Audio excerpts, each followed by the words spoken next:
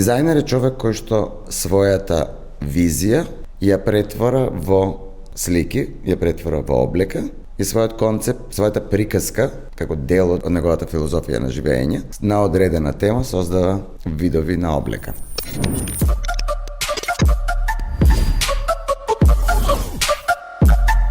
Имаме ли перспектива тука во нашата држава за младите дизајнери во модниот дизајн или можеби во индустријата како моделари или конструктори на облека? Јас многу често и јавно сум кажал и на предавања и на трибини која држиме. Ако јас сум опстанал последниве 30 години и живеам од тоа, значи има секогаш перспектива. Она што е важно, тој кадар што сакаме да го создадеме, треба да го научиме да е прилагоден на индустријата што ја имаме овдека. А може ли Скала да го понуди да понуди таква едукација? Не смеам да одговорам дали може или не може, ние го правиме веќе со години тоа. Значи со последниве неколку години нашите студенти работат.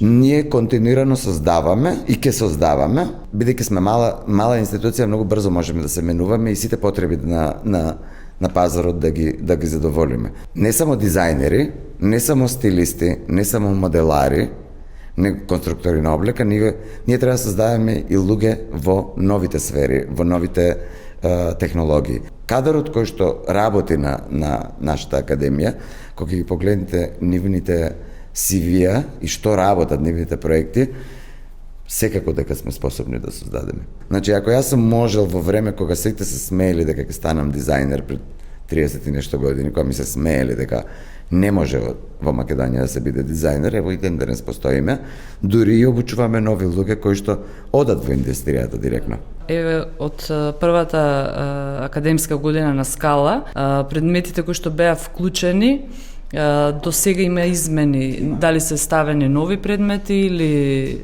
и кои се? Кога ќе приметиме дека нешто недостасувало во минатата година или премногу сме се фокусирале, значи, како што кажав, ние сме мала институција, не сме како универзитетите дека тоа треба да се бара од министерства, од биро за образование, дека треба да се менуваат програми. Ние сме многу флексибилни. Особено бројот на часовите во фокусот на предметите.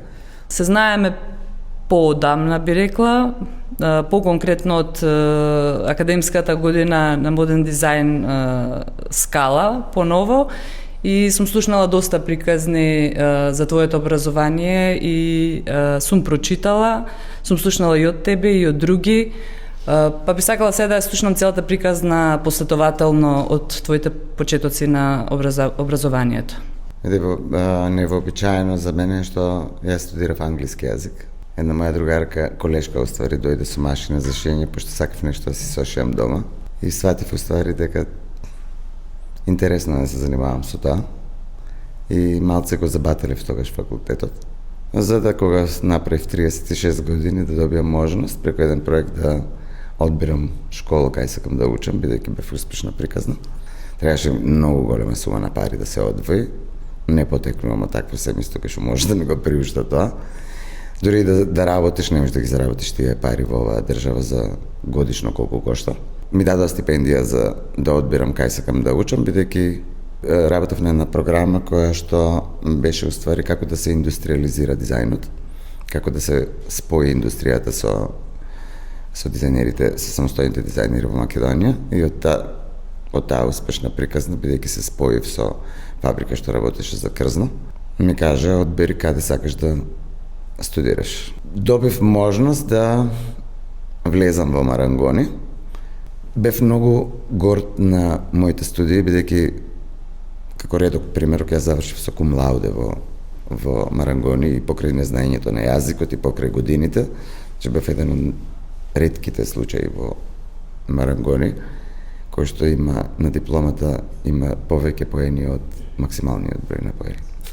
Се што имав дома во тие 7-8 години пред тоа работено, знам дека се изфрли во контейнер, сите шаблони ги изфрли во контейнер, мајка ми помагаше, бидејќи требаше да се иселам. И сакав, си дадов една задача дека ќе учам од ново. Поимот конструкција или моделирање на облека, најчесто им е збунувачки на денешните студенти и младината. И често пати велат, јас сум дизајнер, меѓутоа они всушност не знаат што све треба да знаат за да бидат дизајнери во целост. Постои голема разлика меѓу дизајнери и конструктори на облека, бидејќи дизајнер мора да биде и конструктор, а конструктор не мора да биде дизајнер.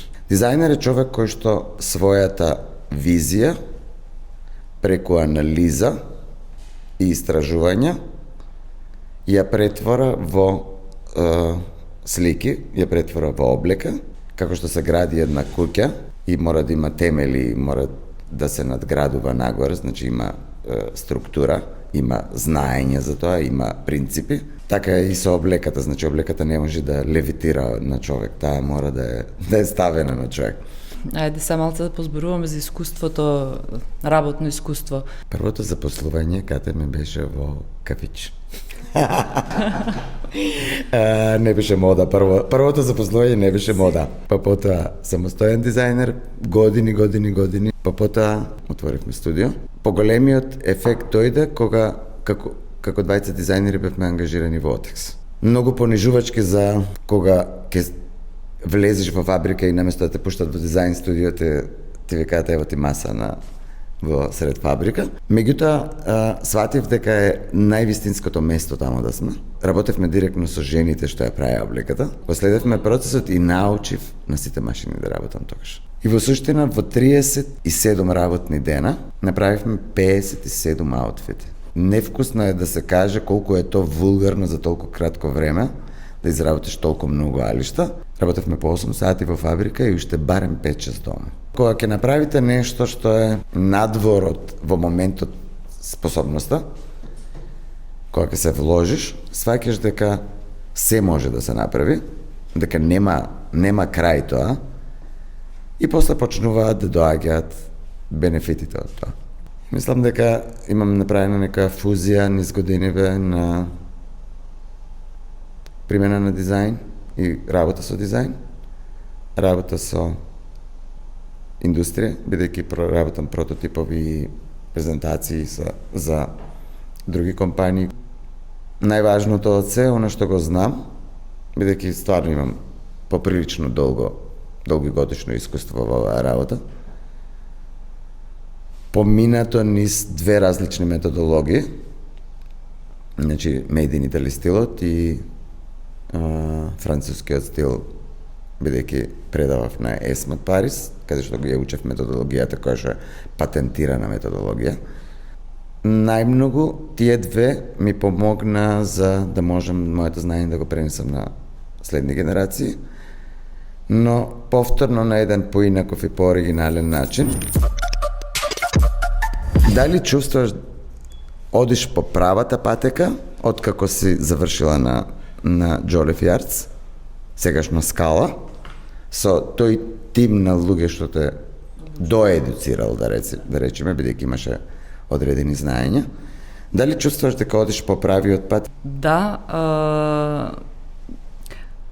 Joliffe Arts, сегашно Скала и сите ментори кои што беа во таа академска година ми отворија поинакви видици за напредокот во модната индустрија и текстилната индустрија. Искрено не очекував дека ќе се сретнам и со текстилна индустрија, очекував само модна индустрија. Меѓутоа, ти како ментор ми отвори друг видик во текстилната индустрија, да, ми стави предизвик, точно, тоа е вистина. И сум срекна за мојот чеко што го направив да пробам на академија и да се најдам себе си.